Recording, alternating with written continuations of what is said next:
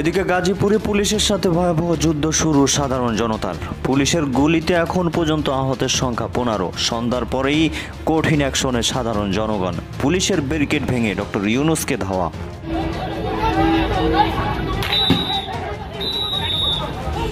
ভারত কি শেখ হাসিনা, আওয়ামী লীগ এবং বাংলাদেশ সম্পর্কে তাদের সিদ্ধান্ত পরিবর্তন করতে চলেছে? শেখ হাসিনার ব্যাপারে এর আগে যে সিদ্ধান্তে ছিল তারা, সেই সিদ্ধান্ত বদলে অন্য সিদ্ধান্ত গ্রহণ করতে চলেছে।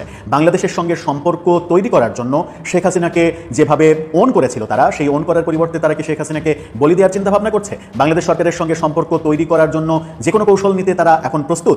বাংলাদেশের সরকারকে তারা সমর্থন এবং সহযোগিতা করার উদ্যোগ নিচ্ছে। এরকম নানা কথাবার্তা যখন আলোচিত হচ্ছে, তখন সেই আলোচনাটাকে আরও বেশি উস্কে দিল দৈনিক মানবজমিন। দৈনিক মানবজমিন একটা অদ্ভুত নিউজ করেছে যে প্রধান উপদেষ্টা একটা ডেট ঘোষণা করবেন কি করবেন না, তার কথা বলার ধরনটা এমন সব সময় এখানে যদি এবং তবে বর্তমান থাকে। সংস্কার নিয়ে বসতেই দেখছি, সংস্কার নিয়ে খানাপিনে চলছে। এই সরকার আন্তর্জাতিক পর্যায়ের একজন সেলিব্রিটি, সেই সেলিব্রিটির অবশ্যই বোঝা উচিত যে কোনো কিছু কুক্ষিগত করে সেলিব্রিটি থাকা যায় না। আসসালামু আলাইকুম রহমতুল্লাহ, সবাই কেমন আছেন? আশা করি সবাই অনেক অনেক ভালো এবং সুস্থ আছেন। সবাইকে স্বাগতম জানাচ্ছি আমাদের আরেক নতুন ভিডিওতে।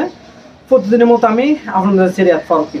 দর্শক, আবারও চলে আসলাম নতুন একটা ভিডিও নিয়ে। দর্শক, আজকের ভিডিও টাইটেল এবং চ্যানেল থেকে ইতিমধ্যে বুঝতে পেরেছেন আজকে কি বিষয়টা নিয়ে কথা বলবো।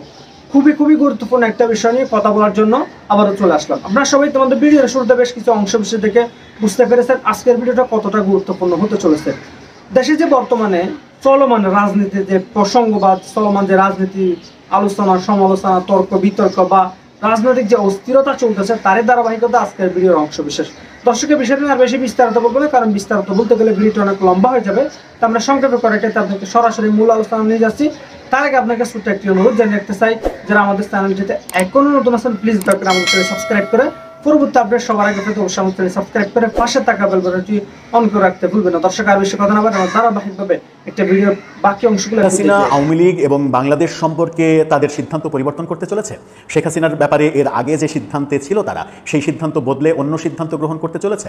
বাংলাদেশের সঙ্গে সম্পর্ক তৈরি করার জন্য শেখ হাসিনাকে যেভাবে ওন করেছিল তারা, সেই ওন করার পরিবর্তে তারা কি শেখ হাসিনাকে বলি দেওয়ার চিন্তা ভাবনা করছে? বাংলাদেশ সরকারের সঙ্গে সম্পর্ক তৈরি করার জন্য যে কোনো কৌশল নিতে তারা এখন প্রস্তুত। বাংলাদেশের সরকারকে তারা সমর্থন এবং সহযোগিতা করার উদ্যোগ নিচ্ছে। এরকম নানা কথাবার্তা যখন আলোচিত হচ্ছে, তখন সেই আলোচনাটাকে আরও বেশি উস্কে দিল দৈনিক মানবজমিন। দৈনিক মানবজমিন একটা অদ্ভুতুরে নিউজ করেছে, যে নিউজটাকে নিয়ে বহু কথা বলার রয়েছে। দৈনিক মানবজমিন যেটা বলার চেষ্টা করছে যে নানা প্রেক্ষাপট বিচারে ভারত শেখ হাসিনা সম্পর্কে তাদের অবস্থান পরিবর্তন করে ফেলেছে। বাস্তবতা কি? আদতে ভারতের অবস্থানটা এই মুহূর্তে কি? বাংলাদেশের পক্ষে নাকি শেখ হাসিনা ব্যক্তি শেখ হাসিনার পক্ষে? সেটা একটু বোঝার চেষ্টা করবো এই ভিডিওতে। থাকবেন পলিটিক্স টিভির নিয়মিত আয়োজনে।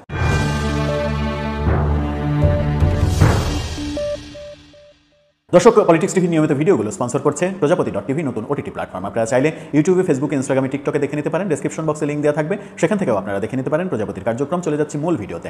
বলছিলাম ভারতের অবস্থান শেখ হাসিনা বিষয়ে এবং বাংলাদেশের বিষয়ে। মানবজমিন যেটা বলছে, শিরোনামটা আপনারা দেখে নিতে পারেন। সেখানে বলছে হাসিনা নয়, ভারতের এখন প্রয়োজন বাংলাদেশ। অর্থাৎ সেই কারণেই ভারত তাদের অবস্থান পরিবর্তন করছে। তারা বলছে যে শেখ হাসিনার ব্যাপারে ভারত ভিন্ন কৌশল নিচ্ছে বলেই মনে করা হচ্ছে। সাবেক এই প্রধানমন্ত্রীকে ঢাকায় ফেরত পাঠানোর ব্যাপারে বাংলাদেশের অব্যাহত চাপের মুখে তারা এখনও নীরব। তবে শেখ হাসিনার সঙ্গে পলাতক আওয়ামী লীগ নেতাদের দেখা সাক্ষাৎ করতে দেয়া হচ্ছে না। এমনকি শেখ হাসিনার রাজনৈতিক ভবিষ্যৎ নিয়ে আয়োজন করার যে প্ল্যান ছিল সংবাদ সম্মেলনের, সেই সংবাদ সম্মেলনটাও ভারত সরকার থেকেই হতে দেয়া হয়নি, এমনটা বলার চেষ্টা করছে মানবজমিন। তারা বলছে যদিও এ নিয়ে ভারতের নীতি নির্ধারকদের মধ্যে ভিন্ন মতও রয়েছে। প্রফেসর ইউনূস সরকারের সম্পর্কে মোদী সরকারের ধারণা মোটেও ভালো ছিল না। তারপরেও শেখ হাসিনা পতনের পর প্রফেসর ইউনূস সরকারকে স্বীকৃতি দিতে খুব বেশি সময় নেয়নি। মোদী সরকারের ধারণা বাংলাদেশ তার গতিপথ হারিয়েছে, এই ধারণা থেকেই তারা এগোচ্ছে। কেউ এমনও বলছেন দেশটি পাকিস্তানের পক্ষে যাচ্ছে। ভারতের সরকার থেকে এমনটা বলা হচ্ছে যে বাংলাদেশ পাকিস্তানের পথে চলেছে। ইউনূস সরকারের ভেতরে এই নিয়ে ব্যাপক প্রতিক্রিয়াও রয়েছে। মাইলস্টোন স্কুল ট্র্যাজেডির পর ভারত একদল চিকিৎসক পাঠিয়েছে, সেটা তাদের একটা উদার নীতি দেখা গিয়েছে। কিন্তু বাংলাদেশের অগ্রযাত্রা রুখতে নানাবিধ কঠোর সিদ্ধান্ত তারা নিয়েই চলেছে। ট্রানশিপমেন্ট চুক্তি বাতিল, স্থল বন্দর দিয়ে মালামাল আনা নেওয়া যাবে না, এরকম অনেক চুক্তি কিন্তু ভারত ইতিমধ্যে বাতিল করে দিয়েছে। গঙ্গা চুক্তি বাতিলের পরিকল্পনাও তারা করছে। দুই দেশের মধ্যকার সম্পর্ক তাই হিমশীতল। বাংলাদেশ একজন ঝানু কূটনীতিবিদকে হাইকমিশনার হিসেবে দিল্লিতে পাঠিয়েছে, তাতেও বরফ গলছে না, এমনটা বলছে মানবজমিন। তারা বলছে ওয়াকিবহাল কূটনীতিকরা বলছেন বাংলাদেশ রাজনৈতিক সিদ্ধান্ত ছাড়া সম্পর্ক উন্নয়নের কোনো সুযোগ নেই। তারা বলছে বিগত 15 বছর ধরে ভারত বাংলাদেশের নির্বাচন সম্পর্কে একতরফা নীতি গ্রহণ করেছিল। ভারত এখন মনে করছে তার আগে বলি 2023 সালে দিল্লিতে ভারত এবং আমেরিকার একটা বৈঠক হয়েছিল। সেই আমেরিকার সঙ্গে বৈঠকে আমেরিকাকে ভারত বলেছিল তোমরা বাংলাদেশের নির্বাচন নিয়ে মাথা ঘামিও না, ওইটা আমরা দেখব। আমেরিকা তখন রাজি হয়েছিল যে তারা মাথা ঘামাবে না। সেই কারণে 2024-এর নির্বাচনটা, একপাক্ষিক নির্বাচনটা, যেটাকে আমি ডামি নির্বাচন বলা হয়, সেই নির্বাচনটা হতে পেরেছিল। ভারত নাকি এখন ভাবছে নির্বাচনে হস্তক্ষেপ করা ভারতের যে সিদ্ধান্ত, সেই সিদ্ধান্তটা ঠিক ছিল না। সেই সিদ্ধান্ত যদি তারা না নিত তাহলে আজকে বাংলাদেশের মানুষ যেমন ভারত বিদ্বেষী হয়ে উঠেছে তেমনটা হতো না। বাংলাদেশের রাজনৈতিক দল সহ সাধারণ মানুষের মধ্যে ভারত বিদ্বেষ তৈরি হয়েছে, সেটার উল্টো চিত্রটা দেখা যেত। এসব কারণেই হয়তো ভারত তার বাংলাদেশ নীতি পরিবর্তন করতে যাচ্ছে, এমনটা মানবজমিন বলছে। কিন্তু সরাসরি কথা বলতে চাচ্ছে না তারা। আওয়ামী লীগের নেতাদের সঙ্গে সাক্ষাৎ করতে দিচ্ছে না দলীয় নেত্রীর। সাবেক পররাষ্ট্রমন্ত্রী হাসান মাহমুদ, মানবজমিন বলছে যে হাসান মাহমুদ লন্ডন থেকে ভারতে এসেছিলেন, উদ্দেশ্য ছিল শেখ হাসিনার সঙ্গে সাক্ষাৎ করার, কিন্তু 3 সপ্তাহ অপেক্ষা করে তিনি ফিরে গেছেন, হাসিনার সঙ্গে দেখা করতে পারেননি। ওবায়দুল কাদের ভারতেই রয়েছেন, কিন্তু এখন পর্যন্ত তাকে দেখা করতে দেয়া হয়নি। হাসিনার পতনের জন্য গোয়েন্দা ব্যর্থতাকে দায়ী করেছেন হাসান মাহমুদ। ঢাকার গোয়েন্দারা বলছেন তিনি তো আমাদের কথা বিশ্বাস করতেন না, তিনি ভারতীয় গোয়েন্দাদের উপরে শতভাগ নির্ভরশীল ছিলেন। অর্থাৎ মানবজমিন বলছে শেখ হাসিনা বাংলাদেশি গোয়েন্দাদের বিশ্বাস করতেন না, তিনি ভারতীয় গোয়েন্দাদের রিপোর্টের উপরে ভিত্তি করেই কাজ করতেন। তাহলে কি এখানে মানবজমিনের যে প্রশ্ন উত্থাপন তারা করলো, তাহলে কি এটা বলা যায় যে ভারতীয় গোয়েন্দারা শেখ হাসিনাকে সঠিক গোয়েন্দা তথ্য দিতে ব্যর্থ হওয়ার কারণেই 24-এর এই পতনটা নিশ্চিত হয়েছে, নাকি ভারতীয় গোয়েন্দারা ইচ্ছাকৃতভাবে এই কাজটা করেছে? বাংলাদেশের ঘটনাবলীর উপর নজর রাখছে ভারত। নির্বাচনকে সামনে রেখে রাজনৈতিক মেরুকরণে তারা কিছুটা হতাশ। চরম দক্ষিণপন্থীদের উত্থানে তাদের হিসাব নিকাশ পাল্টে যাচ্ছে। বাংলাদেশে সাম্প্রদায়িক শক্তি, দক্ষিণপন্থী শক্তি মাথাচাড়া দিয়ে উঠেছে, তারাই সরকারকে নিয়ন্ত্রণ করছে। এই ব্যাপারগুলো কিন্তু আলোচনা হচ্ছে এবং সেই ব্যাপারে ভারত খুব দুশ্চিন্তায় রয়েছে, তেমনটাই বলছে মানবজমিন। অনেকেই বলছে এক ঝুড়িতে আম রাখার পরিণতি হচ্ছে এটা। অর্থাৎ শুধুমাত্র আওয়ামী লীগের উপর নির্ভরশীল হয়ে পড়েছিল ভারত, অন্য কোনো দলের সঙ্গে সম্পর্ক তৈরি করেনি, সেটাই কাল হয়ে দাঁড়িয়েছে। সেই কালটা যেন কাল হয়ে না থাকে, সেই কারণে ভারত নাকি এখন অন্য কোনো রাজনৈতিক দলের সঙ্গে সম্পর্ক উন্নয়নের চেষ্টা করছে এবং সম্পর্ক উন্নয়নের মাধ্যমে আগামী নির্বাচনের মাধ্যমে যে সরকার আসবে সেই সরকারের সঙ্গে সম্পর্কের মাধ্যমে বাংলাদেশের সঙ্গে সম্পর্ক তারা রিবিল্ড করতে চায়। তাহলে যে তথ্যটা মানবজমিন দিচ্ছে যে শুধুমাত্র আওয়ামী লীগের সঙ্গে সম্পর্ক ছিল দল হিসেবে, অন্য কোনো দলের সঙ্গে তাদের সম্পর্ক ছিল না, সেটা এখন তারা ঝালাই করে নিতে চাইছে। তাহলে কি ভারত বিএনপিমুখী হয়ে গেছে?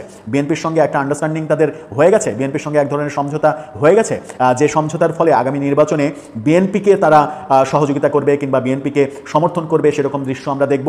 এবং নির্বাচনের পরে বিএনপি ক্ষমতায় আসলে বিএনপির মাধ্যমে সরকারের সঙ্গে সম্পর্ক উন্নয়নের দিকে যাবে তারা। এবং সেই ক্ষেত্রে হাসিনাকেও যেহেতু তারা ফেলবে না পরম বন্ধু হিসেবে, সেই ক্ষেত্রে কি ব্যাপারটা এরকম দাঁড়াবে যে বিএনপি ক্ষমতায় আসার পরে বিএনপির সঙ্গে দেন দরবার করে শেখ হাসিনা ব্যাপারে একটা পজিটিভ অবস্থান তৈরি করে, আওয়ামী লীগের ব্যাপারে একটা পজিটিভ অবস্থান তৈরি করে তারপরে শেখ হাসিনাকে তারা বাংলাদেশে ফেরত পাঠাবে? সেরকম ঘটনায় কি ঘটতে চলেছে? প্রধান উপদেষ্টা একটা ডেট ঘোষণা করবেন কি করবেন না, তার কথা বলার ধরনটা এমন সব সময় এখানে যদি এবং তবে বর্তমান থাকে। সংস্কার নিয়ে বসতেই দেখছি, সংস্কার নিয়ে খানাপিনে চলছে। এই সরকার আন্তর্জাতিক পর্যায়ের একজন সেলিব্রিটি, সেই সেলিব্রিটির অবশ্যই বোঝা উচিত যে কোনো কিছু কুক্ষিগত করে সেলিব্রিটি থাকা যায় না। এই দেশের মানুষরা ভীষণ ডেঞ্জারাস, ভীষণ ভালো মানুষ, ভীষণ রিভেঞ্জ প্রিয় মানুষ। তারা কিন্তু ফুলের মালা আর জুতার মালার মধ্যে বেশিক্ষণ পার্থক্য রাখে না। আমন্ত্রণ জানাচ্ছি প্রিয় দর্শক, মানচিত্র নিয়মিত আয়োজন কথোপকথনে। রাজনৈতিকভাবে যে একটি চরম অস্থিরতা, বিশেষ করে নির্বাচনকে নিয়ে নানান ধরনের ডামাডোল, ঘোরতর অনিশ্চয়তা, ঠিক সেই সময় আমরা জানতে পারলাম যে আগামী 4-5 দিনের মধ্যে প্রধান উপদেষ্টা নির্বাচনের তারিখ ঘোষণা করবেন। যদি এটি আমরা জানতে পেরেছি কয়েকটি রাজনৈতিক দলের প্রধানদের মুখ থেকে। আসলে এই প্রধান উপদেষ্টা কি নির্বাচনের তারিখ ঘোষণা করতে যাচ্ছেন, তার উপর আমরা কতটুকু আস্থা রাখতে পারি, অথবা সত্যি সত্যি তার অধীনে নির্বাচন হলে কতটা নিরপেক্ষ হবে, সেই বিষয় নিয়ে আমরা আলোচনা করবো। এই বিষয়ে আলোচনার জন্য আমাদের সঙ্গে যুক্ত রয়েছেন বিএনপির কেন্দ্রীয় সম্পাদক মন্ডলীর অন্যতম সদস্য, সাবেক সংসদ সদস্য নীলুফার চৌধুরী মনি। নীলুফার চৌধুরী মনি, আপনাকে স্বাগত জানাচ্ছি আমাদের অনুষ্ঠানে। যে কথা বলছিলাম, সেই আলোকে আপনার কাছে জানতে চাইছি, প্রধান উপদেষ্টা সত্যি সত্যি আগামী 4-5 দিনের মধ্যে নির্বাচনের তারিখ ঘোষণা করতে যাচ্ছে, এমনটা মনে হয় আপনার? ধন্যবাদ আপনাকে, যারা শুনছেন আমার শুভেচ্ছা অভিনন্দন।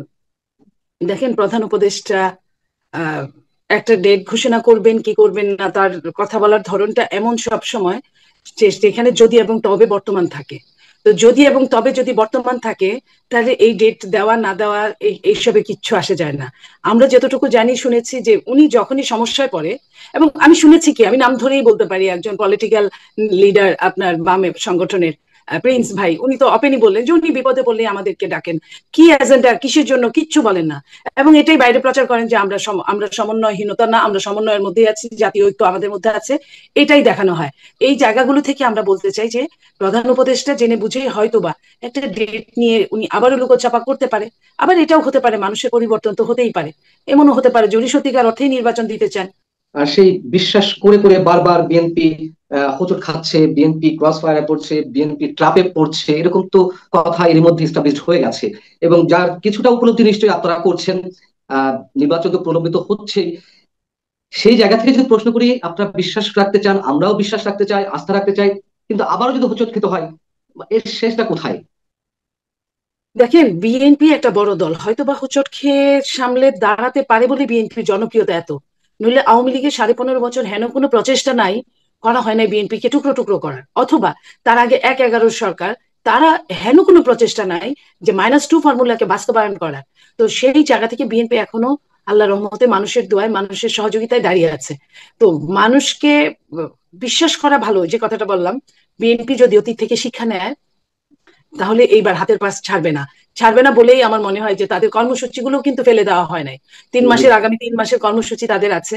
তো সরকার, আমি এক কথাই বলতে চাই, সরকারের একটা ডেট দেওয়া, ধরেই নিলাম পান্না ভাই সরকার ডেট দিল, ডেট দেওয়া মানে নির্বাচন না, ডেট দেওয়া মানে সময় ক্ষেপণ। ডেট দেওয়া মানে আপনার সিসির সাথে সরকার যদি কথা বলে যে কয়েক মাস হাতে দেশের যে সিচুয়েশন, দেখেন নির্বাচনের প্রথম যে কাজটা যারা করেন, ইসি তো হুকুম দেওয়ার লোক, ইসি কাজ করার লোক না। কাজ প্রথমে যেটা রোড লেভেলে করেন সেটা হলো পুলিশ। পুলিশের এখনো ট্রমাটাইজ কাটে নাই, পুলিশকে এখনো সুশৃঙ্খল ভাবে দাঁড় করানো হয় নাই, পুলিশকে এখনো নিরপেক্ষ ভাবে ব্যবহার করা হচ্ছে না। এরপরে থাকে আপনার প্রশাসন, ডিসি, এসপি, ওসি, তারপরে কি বলে আপনার ইউনো, এরা এই এই জায়গাটায় আমার মনে হয় না যে আগের যে আওয়ামী লীগের যারা ডিসিএসপি ছিল তাদেরই ম্যাক্সিমাম, তাদেরই, কোথা থেকে দিবে, একটা লেভেল লাগবে তো। তো সেইখান থেকে ওইখানেও কিন্তু রাজনীতি শিকার হয়েছে, স্বীকার করেছে এই সরকার। যাদেরকে দেওয়ার কথা তাদেরকে দেয় নাই। এই নিয়ে ডিসি নিয়োগ নিয়ে আমরা অনেক কিছু দেখেছি, শুনেছি, পড়েছি। তো সেই জায়গায় সরকার এই জিনিসগুলো যদি ঠিক না করে, নির্বাচন কমিশনের যে সমস্যাগুলো আছে সেই সমস্যাগুলো ঠিক না করে, প্রত্যেক দিন যদি 18 ঘন্টা পরিশ্রম করে, তাও কিন্তু সুন্দর মানে লেভেল প্লেইং ফিল্ড নির্বাচন দিতে, ডিসেম্বর হোক, জানুয়ারি হোক আর ফেব্রুয়ারি হোক, দিতে সরকারের ভীষণ ভীষণ ভাবে ব্যাক পেতে হবে। আমরা কিন্তু কার্যক্রমে শুধু সংস্কার নিয়ে বসতেই দেখছি, সংস্কার নিয়ে খানা পিনে চলছে কাজ, বাঁশের যে তৈলাক্ত বাঁশের অঙ্কের মতো বানরের, যে 3 পা এগোয় তো 4 পা পিছায়।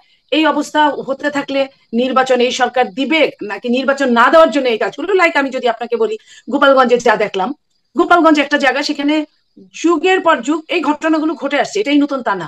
তাহলে যেইখানে ঘটনাগুলো ঘটে আসছে, একটা এই সরকারে তো কোনো রাজনৈতিক দল নাই, ছিল না, থাকার কথা না, কিন্তু তারপরেও কোনো একটা রাজনৈতিক দলকে বিশেষ সাপোর্ট দিয়ে উস্কানিমূলক বক্তব্য রাখিয়ে তাদেরকে পাঠানো হলো, এবং ওইখানে 4-5 জন লোক মারা গেল।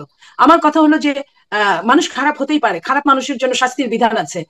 আপনার এরকম করে বিনা বিচারে মৃত্যুর কোনো বিধান নাই, এইভাবে এটাকে সৃষ্টি করা বলে।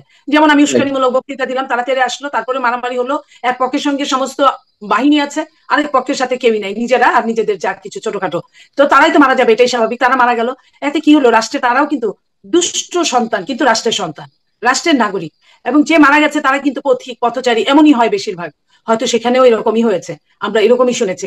তো এই জায়গাগুলা, এই মানুষগুলো যারা চলে গেল তারা কিন্তু ফেরত আসবে না।